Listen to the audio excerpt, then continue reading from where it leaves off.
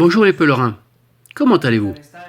Eh bien, il faudra me pardonner un peu l'aspect que j'ai, car hier, toute la journée à l'hôpital, de la chaise à la salle de bain, de la salle de bain à la chaise, et j'ai l'impression qu'aujourd'hui, je ne pourrai pas vous accompagner pour Lourdes, même si nous allions marcher sur les traces de Bernadette.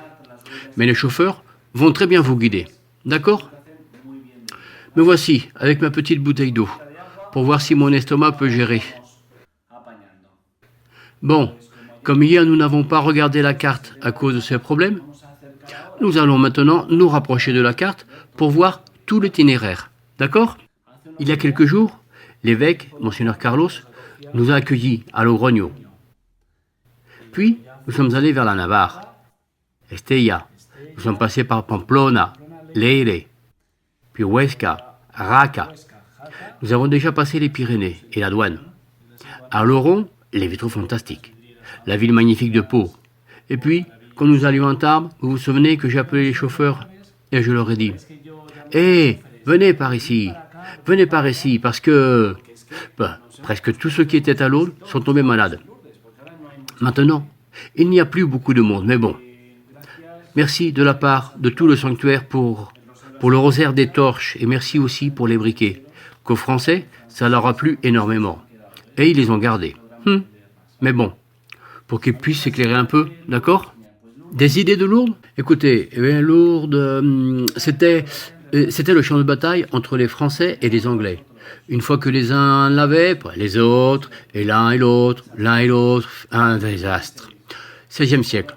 Les Huguenots contre les catholiques. Ils se sont bien battus. Puis, à partir de cette même date, le château, que vous pouvez voir au-dessus, est devenu une prison. Et la Révolution française? Eh bien, rien ne s'est passé. Heureusement, ici, c'était plus ou moins calme.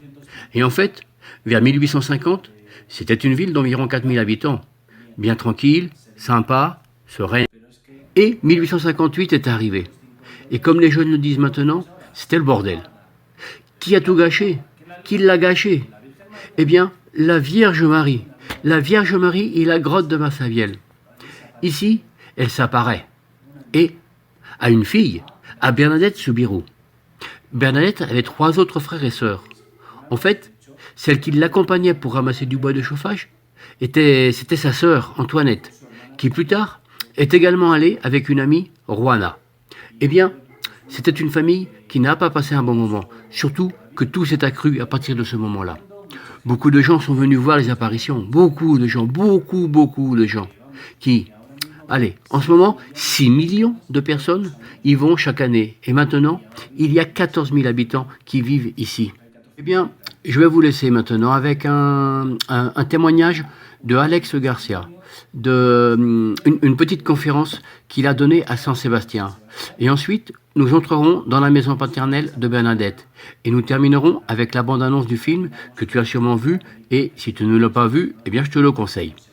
Bon, je vais me coucher à nouveau pour voir si je me récupère. Que tout va bien. À plus tard.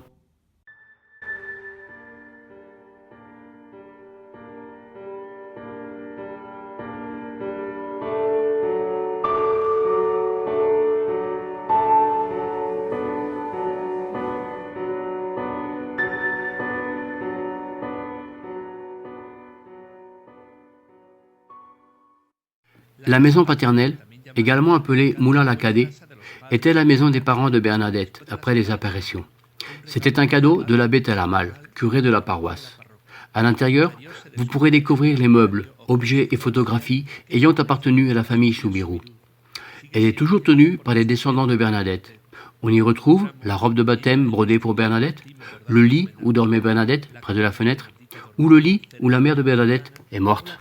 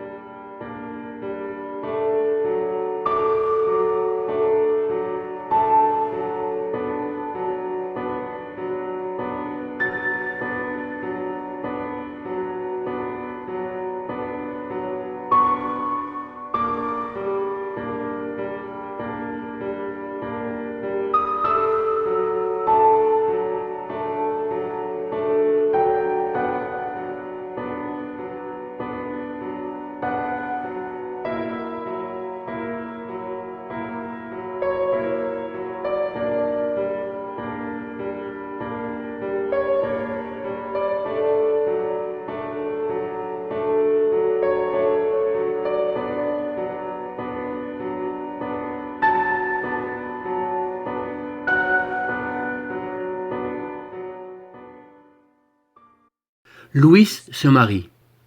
L'année suivante, c'est la naissance de Bernadette. Ce sont 10 années d'une vie heureuse. Bernadette connaît une famille en bonne situation économique. Mais les choses changent. Coïncidant avec l'époque de la peste, en 1855, Bernadette a 10 ans. Et se produit la ruine de la famille. Une ruine totale. C'est-à-dire de connaître une vie facile à passer à celle où tu n'as plus de quoi manger. Telle est la situation de ruine de la famille, qui à cela vont s'ajouter le déshonneur et la calomnie. En mars 1857, une année avant les apparitions, il y a un vol à Lourdes. Ils volent un sac de farine. Qui doit être le coupable? Le plus pauvre, le plus misérable de Lourdes, le père de Bernadette. Il est accusé. Et bien que les preuves montrent le contraire, il était clair que les empreintes n'étaient pas celles du père, il passe 8 jours dans le cachot. Bien sûr, les gens ne se demandent pas si cela a été prouvé ou non. Le fait est que le père de Bernadette a été dans le cachot. Il était misérable et il a été également déshonoré devant tout le monde. La calomnie. La mère de Bernadette est accusée d'être une ivrogne. Non, elle n'est pas accusée. C'est chuchoté. Bien sûr, ils sont allés à la ruine parce qu'ils buvaient.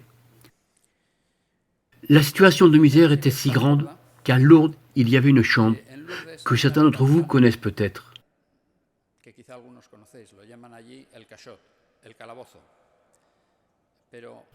Ils l'appelaient le cachot. Mais était-ce le cachot? Ce fut le cachot. Cette pièce était si mauvaise, si insalubre, que les autorités de Lourdes avaient emmené les prisonniers ailleurs. Ah, la prison était vide parce qu'elle n'était pas assez saine pour les prisonniers. Eh bien, dans cet endroit, qui n'était ni le leur, ni celui des prisonniers, c'était le seul abri, le seul toit que la famille de Bernadette ait. Telle était la situation. Une pauvre fille, une pauvre misérable, parce qu'elle a connu une vie meilleure. Ignorante, elle ne parle pas français. Ne pas parler français l'empêche de faire sa première communion. Elle a 14 ans et n'a pas encore pu faire sa première communion car elle n'a pas pu terminer ses études de catéchisme. De plus, elle a dû aller travailler. Elle est allée travailler comme pasteur et elle était bien meilleure en tant que pasteur dans sa vie. Elle était dans une autre ville, elle mangeait mieux, mais la famille l'attirait. Et peu avant les apparitions, elle retourna à Lourdes. Elle retourne à des conditions pires, mais elle est, au sein de sa famille, du retour dans sa famille. Me llamo Bernadette Soubirous. Soy demasiado pobre y solo sé estar enferma. He visto a una señora vestida de blanco, con un cinturón azul y una rosa amarilla en cada pie. ¿Vas a decirme lo que viste? Tenía una cara muy bonita. Viste una piedra blanca, eso es todo. Es un escándalo. Primero la Salette, Betarán, Garesson y ahora Lourdes. ¿Son unos iluminados? Toma. Si vuelves a ir allí, te encerraremos. ¿Entendido? Quiero que le pida a su pequeña Bernadette que me lleve con ella a Massabielle. ¿Y a quién ve? Eso es lo que hay que averiguar. La Santa Virgen se aparece a una jovencita en Lourdes. Usted sabe que no se puede curar. Está ya como muerto. Veo, doctor. Veo. Señores, esto es más serio de lo que pensábamos. En este momento hay centenares de personas en la gruta. Por orden del señor prefecto de los Altos Pirineos, queda prohibido para todos acercarse a la gruta de Massabielle, rezar y recoger agua. ¡Penitencia! ¡Penitencia! Nada indica que esa niña tenga alucinaciones. ¿Y cómo es que tú eres la única que la ve?